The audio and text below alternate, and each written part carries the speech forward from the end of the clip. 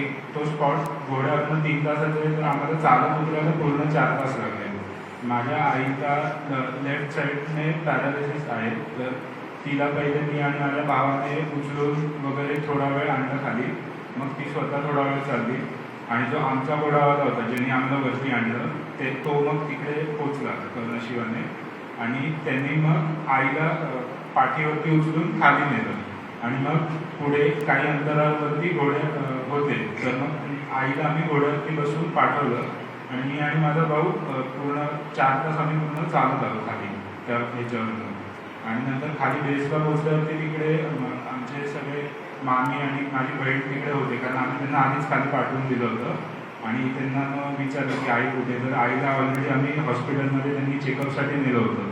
त्याच्यानंतर मला आणि या सगळ्यांना त्यांनी त्या हॉस्पिटलमध्ये बसवलं. आणि मग नंतर तिकडचे जे डॉक्टर्स वगैरे होते त्यांनी काय सांगितलं की अजून लिस्ट आलेली नाही आहे, तर तिकडच्या गव्हर्नमेंटने आमच्यासाठी अरेंजमेंट केली होती. एक पेलगाम क्लब म्हणून जागा आहे, तर तिकडे त्यांनी आम्हाला बसवलं होतं.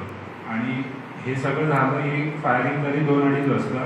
आम्ही खाली पोचलो 6च्या सुमारास आणि 6-5:30च्या सुमारास. आणि पूर्ण पुढचे 4 तास आम्ही क्लूलेस होतो त्या क्लबमध्ये. आमच्याकडे काही इन्फॉर्मेशन म्हणजे देत नव्हते, कारण काही येत नव्हतं. आणि त्याच्यानंतर 7च्या सुमारास फक्त मला कळलं होतं की तिघांची डेथ झाली आहे संध्याकाळी.